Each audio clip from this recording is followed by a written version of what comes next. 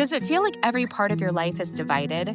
Every scenario, every environment, your church, your school, your work, your friends, left, right, conservative, liberal, religious, secular. It seems you always have to take a side. This is a conversation between a progressive Christian and a conservative atheist who happen to be great friends. Welcome to Living on Common Ground. Do you think if we met today, we would still be friends? I don't know, but we're friends now. A mob is no less a mob because they're with you.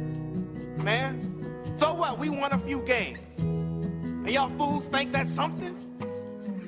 Man, that ain't nothing, y'all. And you know what else? We ain't nothing either. Yeah, we came together in camp. Cool. But then we're right back here and the world tells us that they don't want us to be together. We fall apart like we ain't a damn bit of nothing, man.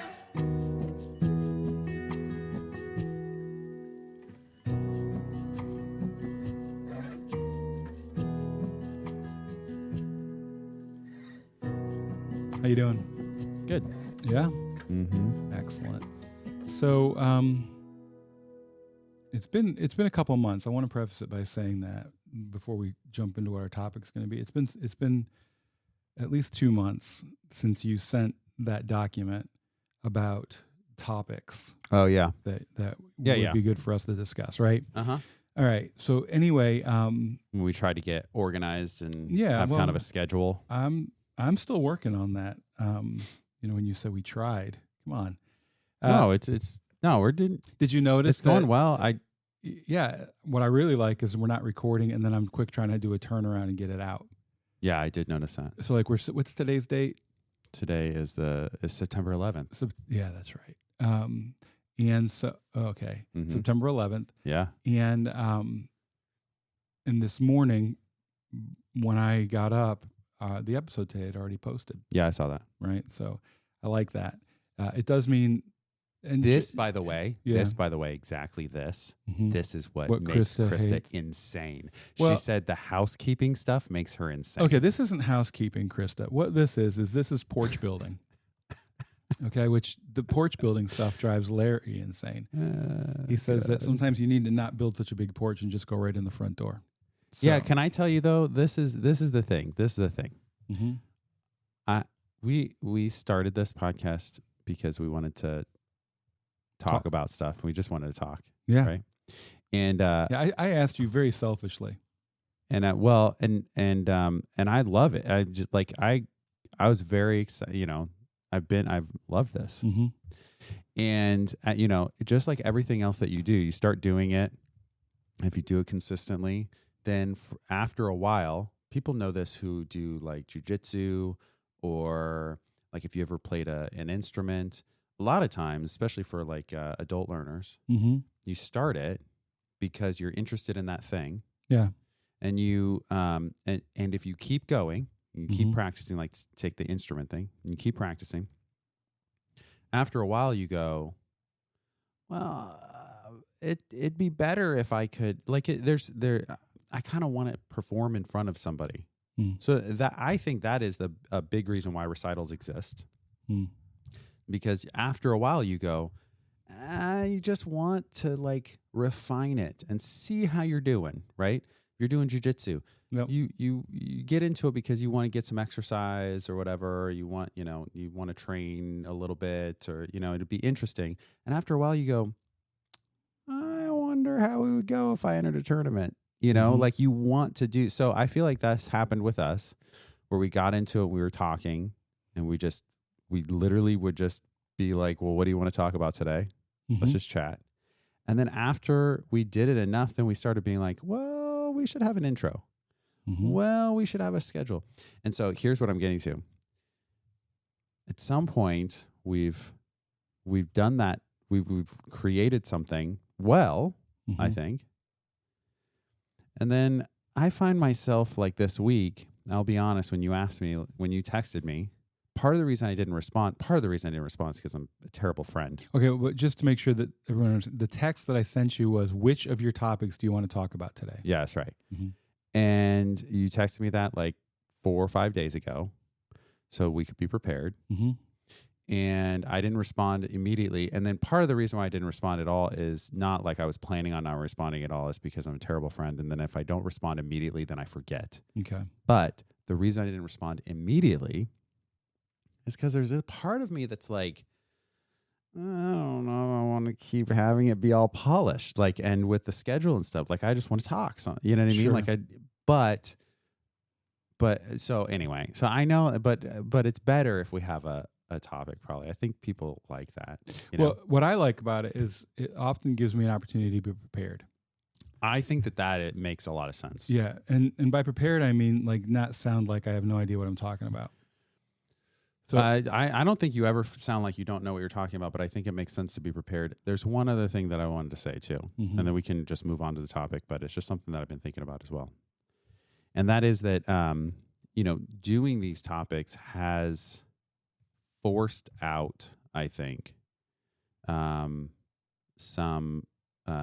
positions that I have, mm-hmm. which I think this is part of what I wanted to do. I want to be clear and like have this be like, I have these positions and we can still be friends, Mm-hmm. right? That's the whole point of the podcast. But I also recognize that when we talk in a medium like this and people are listening, Mm-hmm.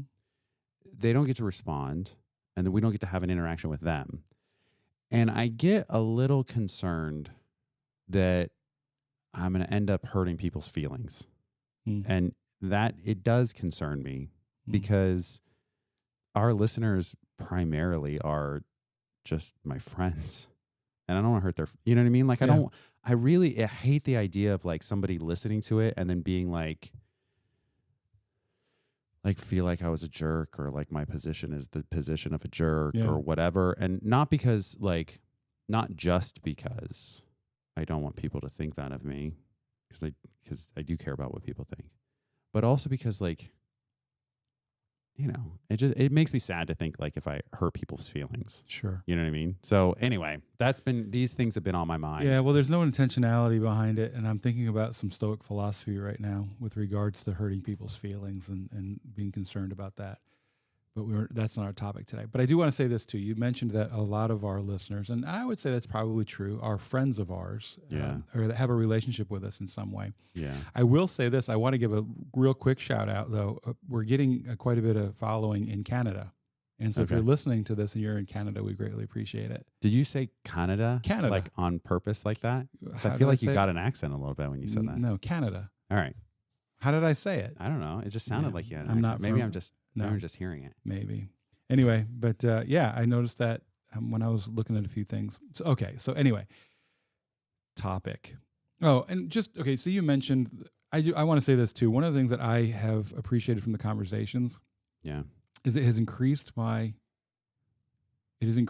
already, how do I want to word this? I've always been curious. And I've always been like, when I come on top of a topic, I want to attack it and learn as much as I possibly can about it. Mm-hmm. It has increased my curiosity into areas that maybe I wouldn't have been previously.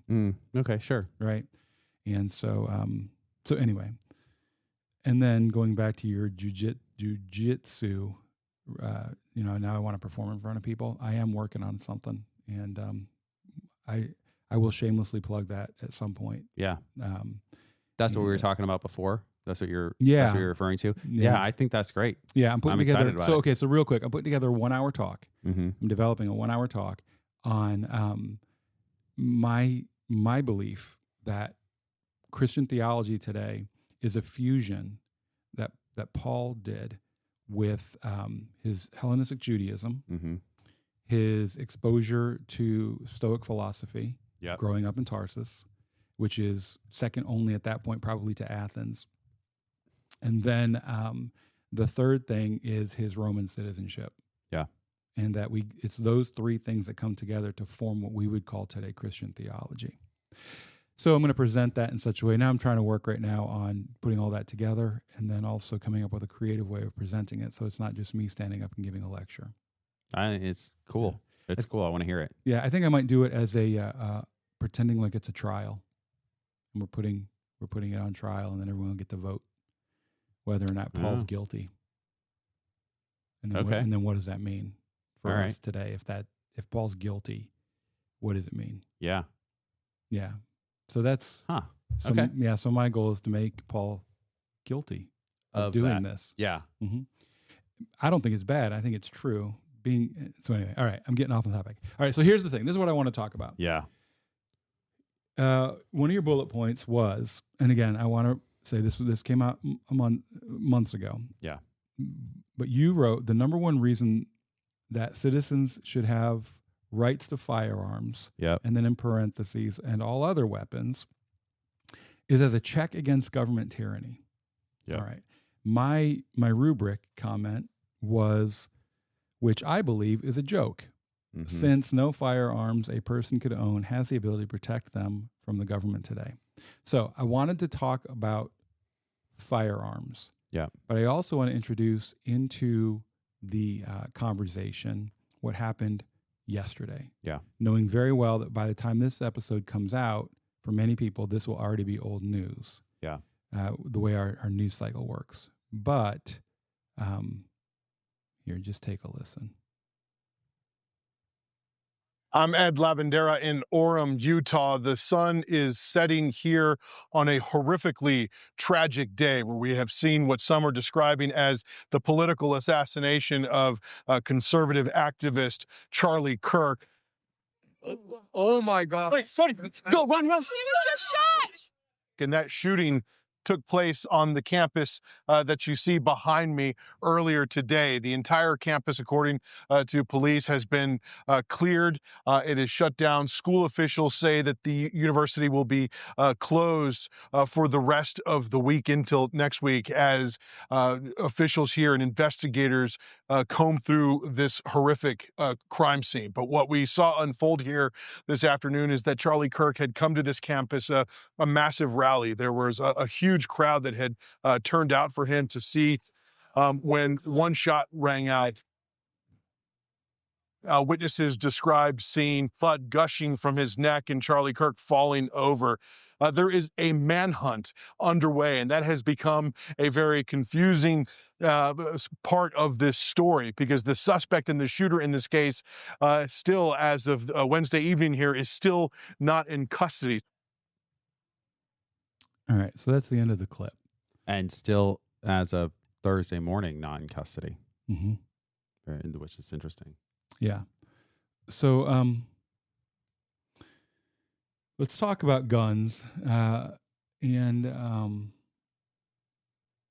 what I don't know. Like, okay, when your comment is the original reason that we have guns written into our Constitution, right? That we have a right to bear arms, and it is to protect us against the tyranny of government. And at the time, that made sense because you would be then just as well armed as the government. But today, if the government wants you dead, no amount of firearms in your house are going to protect you. So what do you say? Like, I feel we got to get this under control.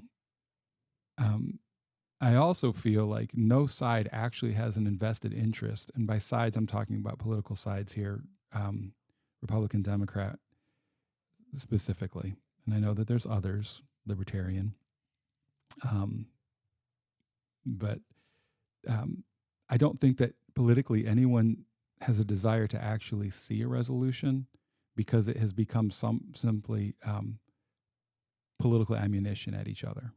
And if you resolved the issue, then I have nothing to attack you with.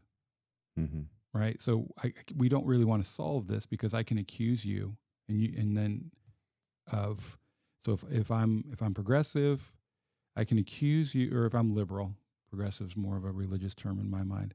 If I'm a liberal politically, then I can accuse you of not caring about children and being more concerned about your guns, and that becomes a political shouting point for me. if I actually work with you to come up with a resolution, I lose my shouting point. If I'm a conservative, then I can shout about my rights as an American and how you want to steal my guns, and that becomes my shouting point. And if I work with you to resolve it, I lose that.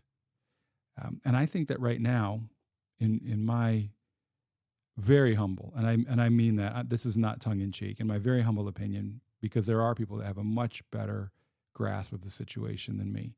But in my very humble opinion, that's the reason that no one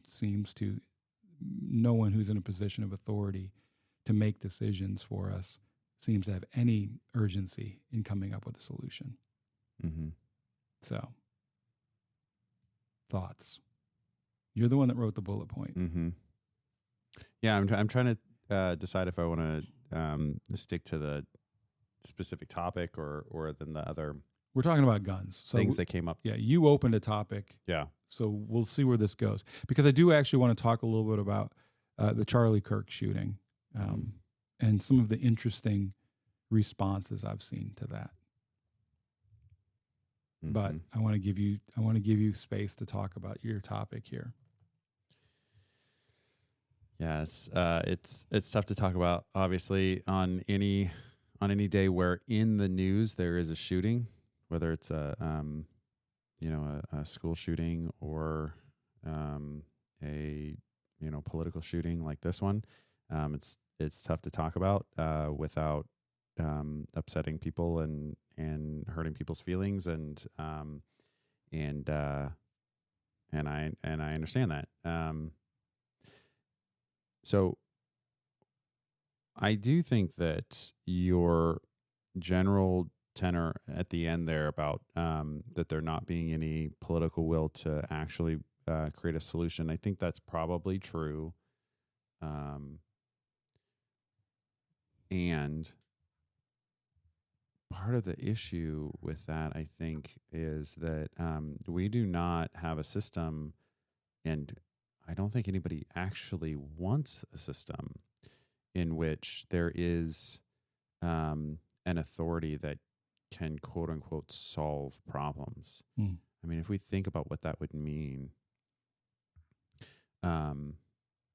you would have to give up a lot of things that we assume about our system. Our system is supposed to be a representative system, which means these people in Congress are not our authority or our leaders. They are our representatives. Mm-hmm. The president is not supposed to be our leader. He or she is supposed to be the executor of the laws that are passed by our representatives. Now, what we actually have is an administrative state where most of the quote unquote stuff that gets done, right, the rules and the enforcement of those rules happens in the administrative state. But we don't. What you would need to have in order for a solution to be brought and executed, I think, is a system that is far more authoritarian than anybody really wants, right? At least far more authoritarian than we assume our system should be, right? But I do think that there's a tension there between what we assume our system to look like politically, and I think what's deep in the hearts of most humans, which is we do want an authoritarian. We just want our authoritarian. Yeah. A friend of mine always says what we really want is a benevolent dictator. Yes. And when we say benevolent, what we mean is a dictator that's on our side. Mm-hmm. That's what we mean. It's looking out for my best interest. That's right. And that is what populism is, right? I mean, populism is the idea that the system's been screwing you over and I'm going to take it to them. That's the underlying, and that's whether you're Trump or you are Huey P. Long in Louisiana, I think, is where Huey Long was. Leftist. You could think of him as a leftist Trump, very populist, right? But also and also very authoritarian, which is what populists usually are. Okay, I'm getting off topic. I'm getting off track here. I actually stand by this position that is what the purpose of having rights to firearms is, and I don't think that goes away because of any news story, any kind of specific circumstance. Here's how I will defend your assertion that that's a joke because of the weapons that the government has. Two things. Number one, I'm a libertarian. All libertarians think all weapons should be legal. Nukes for all. Yeah, we had an episode called Nukes for All. Nukes or something for all. like that. Yeah, I remember that. And we say it tongue in cheek, but we kind of don't mean it tongue in cheek. Okay, so let's just get that off the table. Let's assume that we just have the laws that we have currently. For instance, no automatic weapons are legal. That already exists. You're not allowed to have automatic weapons, right? Semi-automatic, yes. But for anybody who understands the difference between a semi-automatic and an automatic, or what might be called a fully automatic, you know that really those two things we should have different terminology so that they don't feel so connected, right? We just lost a 20-year plus war in Afghanistan with the full might of the U.S. being put at it to tribes people, essentially, with AKs. It is true that if you decide you are going to be a free stater or a what is it called? Sovereign citizen. Okay. I think I got that right. It's terminologies for people who it makes sense. The term makes sense. Yeah. Who announce, right? Like on The Office, I declare bankruptcy, right? You can't just say bankruptcy. I didn't say it. I declared it, right? That declare themselves sovereign. If you did that and you started making trouble and our government came to take you in and put you in a box, almost certainly, yes. At the end of that, you're going in the box. It's going to either be pine wood or metal, but you're going in the box at the end of it, right? That is true. But that's not what we're talking about. What we're talking about is it's a check. We're not talking about one person being able to fight off an F1 fighter with a handgun.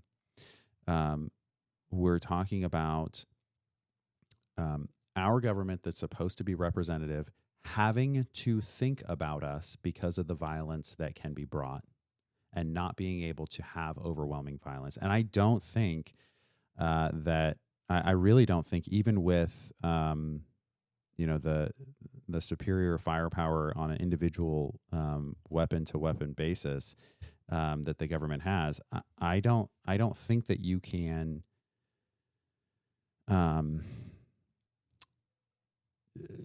completely eliminate the threat that comes from an armed populace the way that you can if the populace is not armed.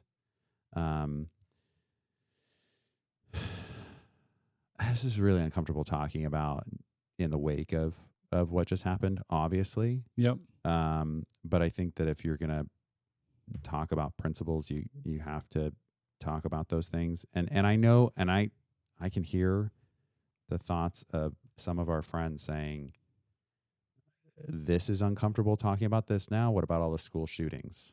Yes. Right. And I can understand that. And I don't really want to go into the differences. Because there's no doubt that all of those school shootings are tragedies and that that nobody wants that to continue and everyone wants that to end. It's just a matter of, what's the solution to have it end? Mm-hmm.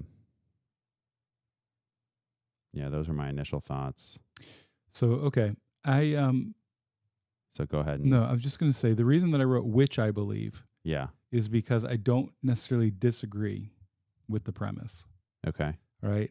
I do, though, think that at this point in time, I mean, I hear your argument and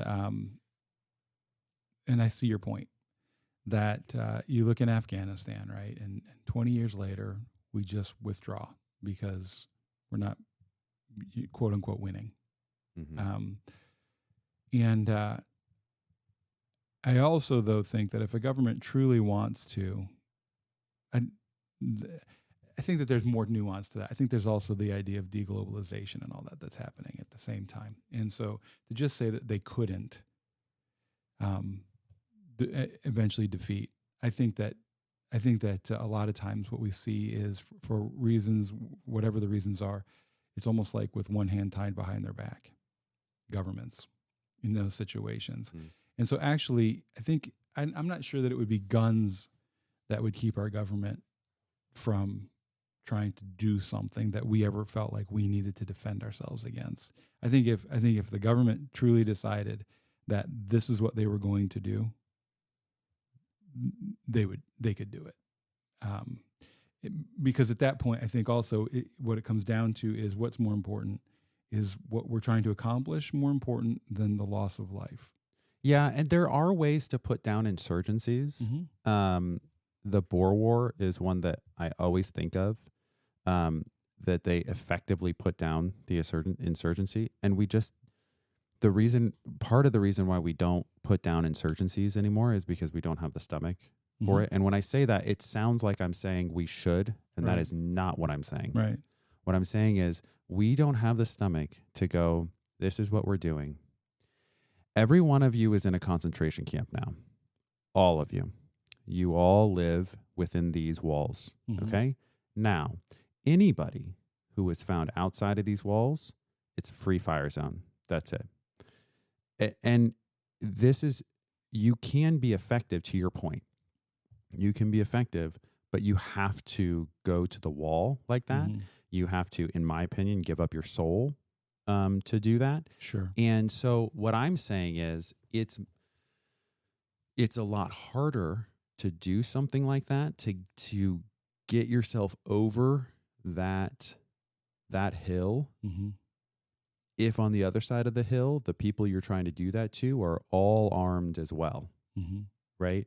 I think it's easier because you've got that barrier, that kind of like, well, that makes me a different type of person barrier for every soldier that has to do it, for every, right. And I would highly recommend everyone read the book, Ordinary Men, about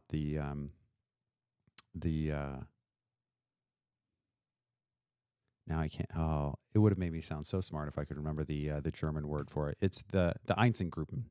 It's the group of people who followed behind the the German army, the quote unquote police, and they would come in and they were the ones coming in and doing. That's the reason they started concentration camps. That's right. Yeah, and so one of the things that the author talks about in there or shows, I think, is that the reason it's called Ordinary Men is because it is about how do ordinary people get themselves to that point, and it's a whole process of getting over this natural revulsion to these horrific things. Well, right? okay, well, let me ask you a question then. Yeah. Just 1 second, real quick. What I'm saying is, if you have to get yourself over that to do that horrific thing, and once you get over that person you're trying to do that horrific thing to at least has an option of killing you, makes it a lot more difficult, I think, to get over that. I would think it would make it a lot easier. You think so? Yeah. Because if I have, okay, so let's just stick with that example. Yeah. All right. So what we're talking about here is that after the German army would move through, there would be a group of people that were considered police, and they were Germans, and they would come in, and their job was to round up all the undesirables, Right.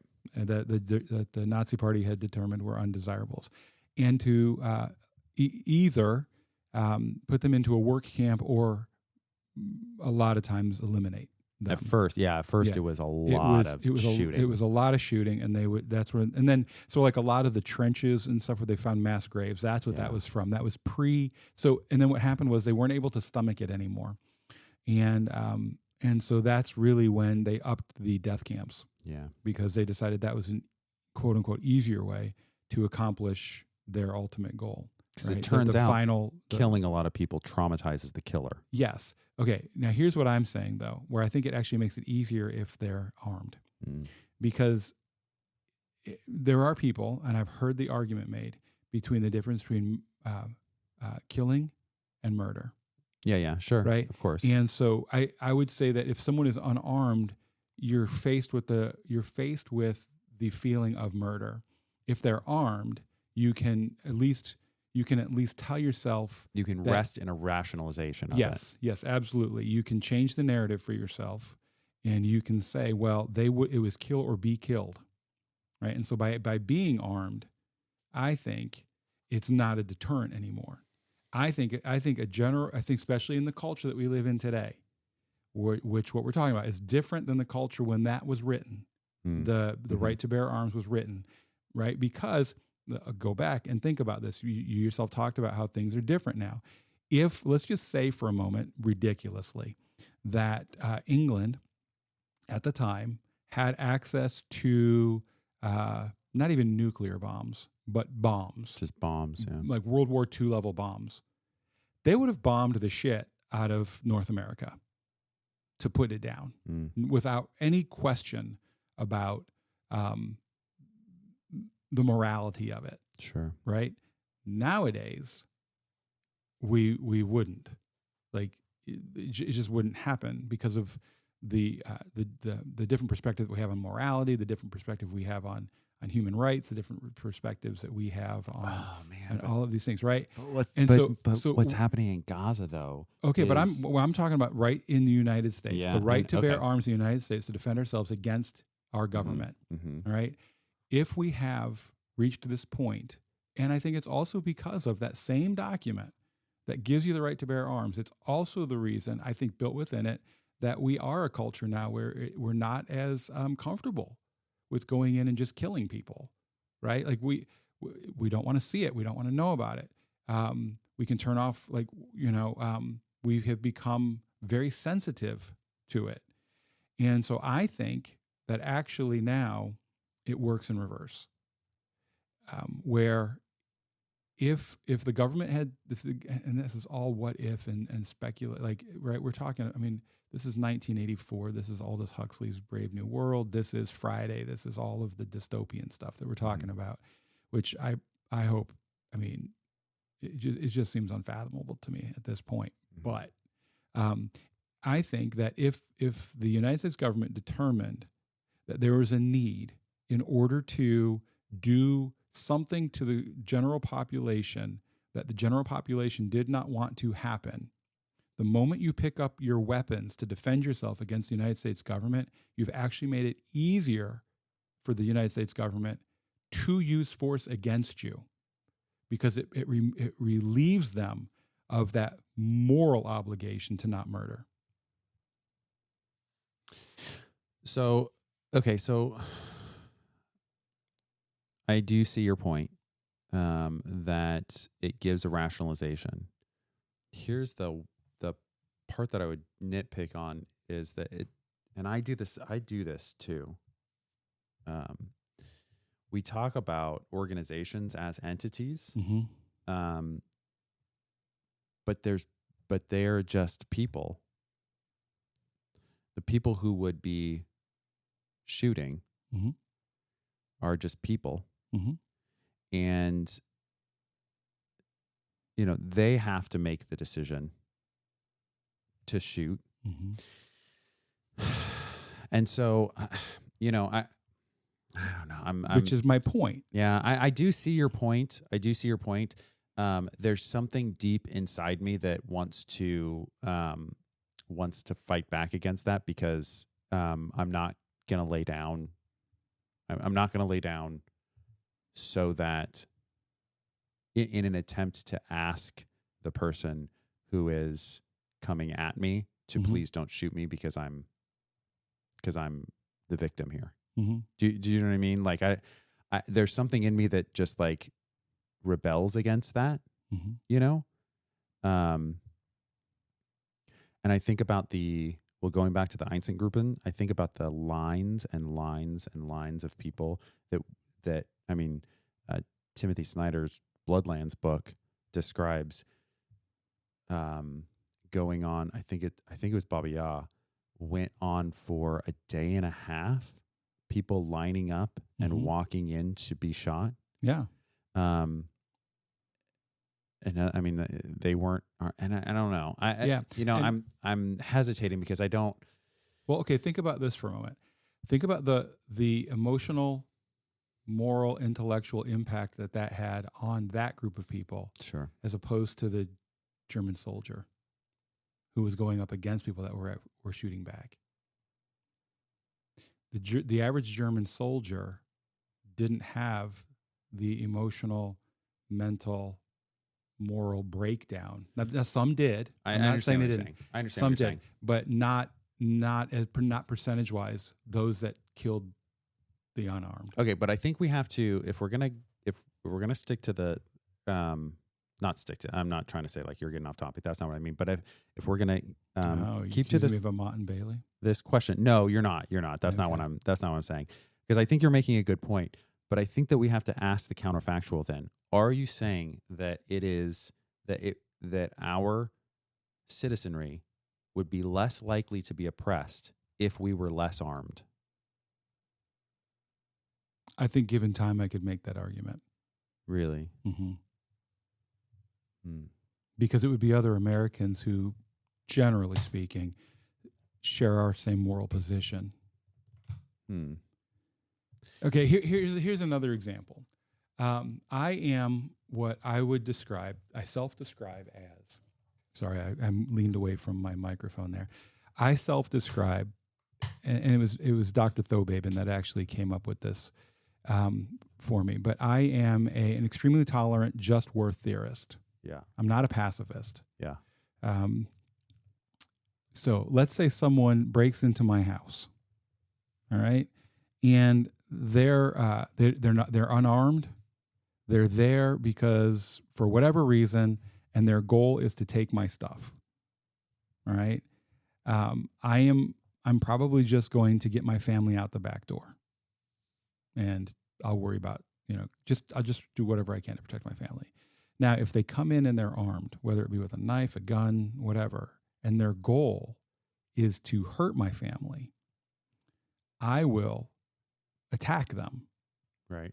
And not feel any remorse for what I do. Yeah. Right.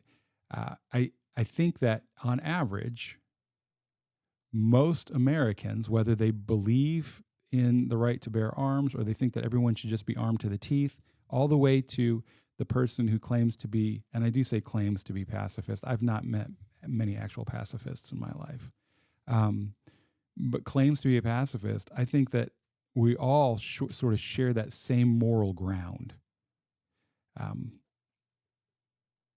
which is why I do believe that we would actually be less likely to have an average military, because it would be the military, it'd be another American citizen who's asked to carry this out. Yeah.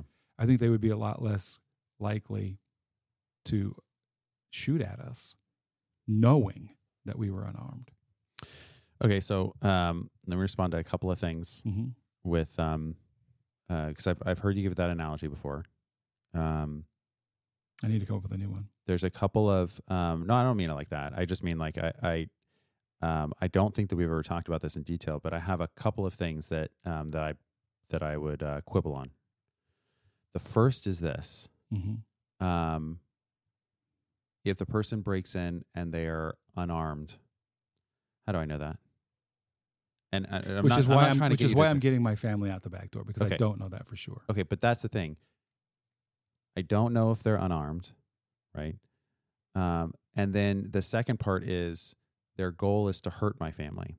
Mm-hmm. So this is the reason why I quibble with it, is because I think that the reason that we have an ethos, that some people have an ethos of, if you break into my property, you die, or you get, maybe not you die, but like you get attacked. I mean, yeah, there's signs that basically say that. Yes. And I'm just saying, like, that whole spectrum of, I'm going to attack you, you might die. Yeah, I think I saw right? one that was like, forget dog, beware of owner. Right. And that's ancient, I think, because this isn't conscious. It's an unconscious understanding that if you would do this, I don't know what else you would do. And I'm not going to, I cannot, this is all going to happen in a split second. I cannot have the conversation with you about what your intentions are, or not conversation. That sounds, it sounds like I'm being condescending. I'm not trying to be. My point really is, and we'll bring it back to here. I get uncomfortable with the idea that we will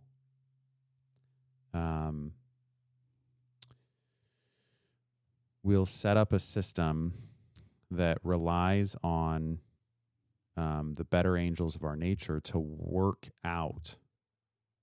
I would rather have the system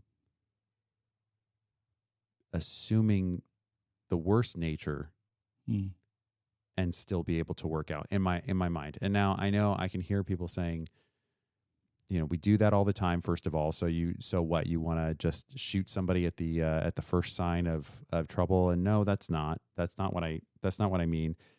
But it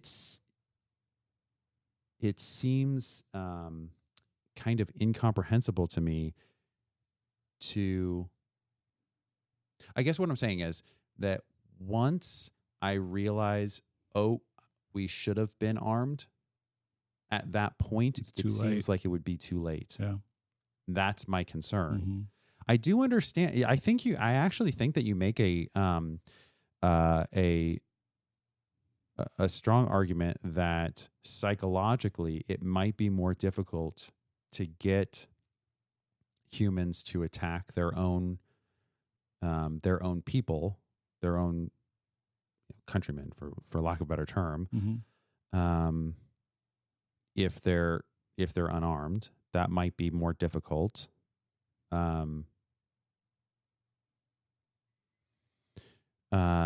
It's again, though, because my concern has to be for my family, it makes it no, but I'm switching topics if I turn to protection of family, because that wasn't the topic. The topic was political. Yeah, and I will say this. Repression. My point of my story is, there's all sorts of problems with it. One is, I have to assume that I know the intent and all that kind of stuff. And it was really it's a thought experiment. Yeah, but I get it. Yeah, but this was my point with that one, is that I'm probably I'm a just worth theorist, and extremely tolerant just worth theorist. The point is, so someone who does not own a gun and has only fired a gun on several occasions, right? Mm-hmm. And who considers himself to be a pretty moral person, Mm-hmm. who would never dream of killing Mm-hmm. another human being. If the intent was to do harm to my family, Mm-hmm. I wouldn't lose sleep over it. Yeah. Right. And that's sort of my point. If I knew that you were armed and your point was to do harm to my family, Yeah. right, then I wouldn't lose sleep over it. Mm-hmm. All right. Your point is to extrapolate my that point is psychology. is to take that then and Yeah. apply it out Mm-hmm. and say, and so I think most people, and here's the thing, like, go back to the Germany one again, because you even talked about like our own citizens. These were these were not their own citizens. They've invaded Poland at this point, Yeah, right? They're that's moving true. into Czechoslovakia. Well, That's true. yeah, and they're people that they have been taught they're kind of less than human anyway. Sure. And they were still having those emotional experiences. Yeah. And the intellectual breakdown, right? And the moral quandary. I can't even imagine if it had been to other Germans, what would have happened. Mm-hmm. Right. And I think too, like in a situation like that, even if, Well, we kind of know because when it first was starting, it did happen to the Jewish German. Yeah. But what I was going to say is that, we all know about Kristallnacht. But what I think doesn't get taught a lot because it gets washed away in what happened, for the next 8 years or whatever, is that Kristallnacht was considered by Hitler and at least his top officials to have been a mistake.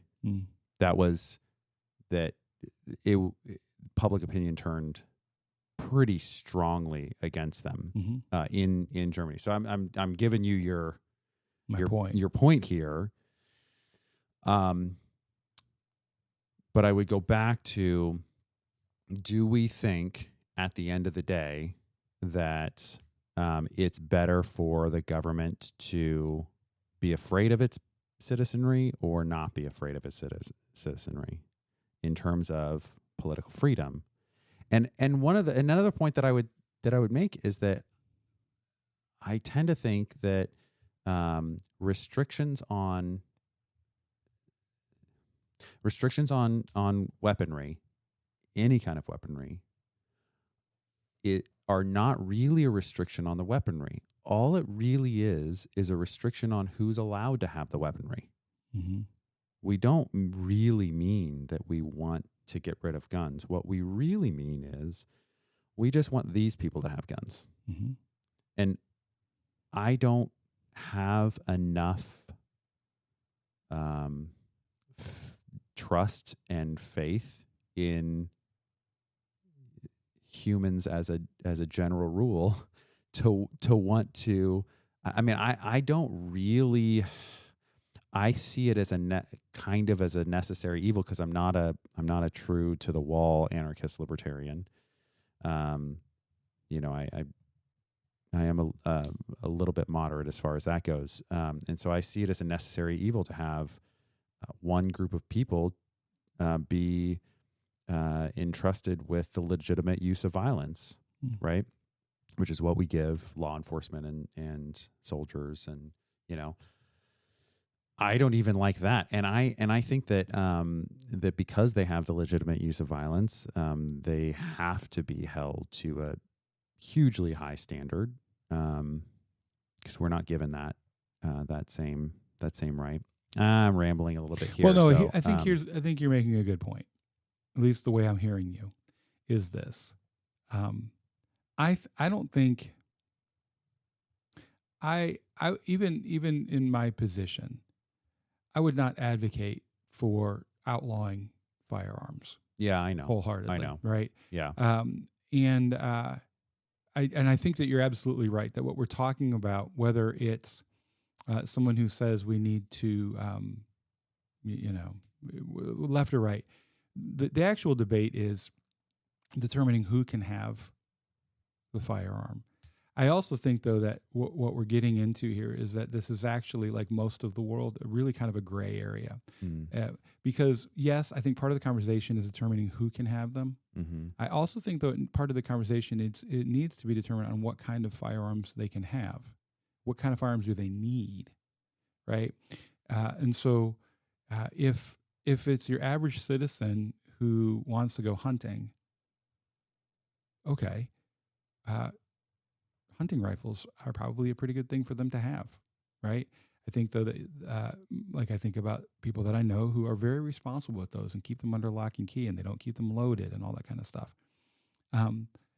But how do you keep it out of the hands of someone who we know is mentally unstable and probably likely or more likely to shoot someone like we saw yesterday, or shoot a group of someone's like we saw just a couple of weeks ago. How do you do that? And then if you can begin to peel that back, to what level can you begin to peel back the firepower of a local law enforcement? And do you or do you not? I think that you have are they paramilitary groups, or are they groups that are they peacekeepers? And what does it mean? Did you ever watch the show Peacemaker? No, I haven't. Do you have HBO? It's the is it John Cena? Yeah, it's is that his name? Yeah, John Cena. Yeah, it's really bad. Is it? Yeah, it's the language is bad, full frontal nudity, a lot of violence. Denise and I love it. Anyway, but one of the things in there is he says, and it's not tongue in cheek, like he really believes that he is committed to making peace no matter how many people he has to kill. Yeah. All right. And so that, but I think that has to become part of the conversation. And I think too often what happens is whenever we start having these conversations politically, it becomes, we create a false dichotomy, and we don't understand that it's more nuanced than what we want to say, or what we're willing to at least admit. Does that make sense? I think that it does make sense that that it's nuanced. I also think that the way that the arguments usually go are ways that I don't know that they're helpful. I know that the question of what firearms should be allowed is always one that comes up. That's typically part of the conversation. And someone like me doesn't need to be the person to make that decision, because I can't differentiate between the different types of firearms. I know that semi-automatic basically is how quickly you can pull your finger, as opposed to a fully automatic, which is just pull it down. But I don't know. And so how great would it be if you brought together people to have a conversation, some of them from the NRA and some of them from families who have lost people in mass shootings or things like that, and said, okay, you guys need to come up with a plan that'll work for everybody. Or we could do like they did when they came up with the Nicene Creed, and they said, we're not letting you out of this room, which now I need a gun so I can defend myself against that. The only way you have a situation where something gets done, quote unquote, gets done. There has to be. Nicene Creed happens because there's an emperor who has power. All right. So here's the thing. Wait, but I do want to make this point, because that the whole question of what should be, which types of firearms always comes up. And I will say for myself, I'll just say very clearly, I don't trust anyone to make that decision for me. That's why I don't trust anyone to make the decision for me, what words I can use or what firearms I can use. I don't trust anyone to make that decision. And I'll also say that when you look in societies that have banned guns, you find that the questions remain the same. Everyone keeps having the same conversations. You go over to the UK, and I'm not kidding. I can show you the videos of people saying, because over there in the UK, the conversation is about knife crime. And it's just as, the arguments are just as hot as they are over here about which types of knives you should be able to have in your home. And I'm not kidding you when I tell you that very prominent people argue for having knives that are not sharp as ones that you're allowed to have in your home. And so, and if they are able to ban knives, I guarantee you there will be arguments about clubs or about whatever. Yeah, I don't disagree. I do think, and I almost hesitate to say this though, Very rarely do you see a mass stabbing. Just throwing, Here. Well, you see mass shootings. They're way more prevalent. You can kill a lot more people with a gun than you can with a knife. I mean, I've seen a lot of them in the UK. Okay. I'm trying to think of common ground. We're not going to solve the issue. I think it was healthy to talk we have to about keep. it. It's Nicene Creed. We don't get to leave until we solve my it. God, nobody's going to listen to that. Yeah. They may have already stopped, but where is our common ground? So for me, I think this is where it is. What happened yesterday was horrible. It was horrible. It shouldn't that kind of thing shouldn't happen. But it wasn't any worse than any of the other shootings. And for all of my friends who might be listening to this and yelling at their phone right now, the school shooting that happened yesterday, the school shooting that happened 2 weeks ago, all of the other school shootings also were absolute tragedies and should not happen. Yep. And yes, I want that solved, and I don't know how to. I don't believe anyway. I don't want to go down the road because we're trying to get to common ground. But yes, I think that is tragedy. Our common ground. It's all a yes. It's all tragedy, and I had someone today come in and they were it's the first time I've ever heard them lament one of the shootings. And their comment was he was such a good Christian man. And I don't want to get into all of that, but I just do want to say that it doesn't matter. It doesn't matter. It doesn't matter.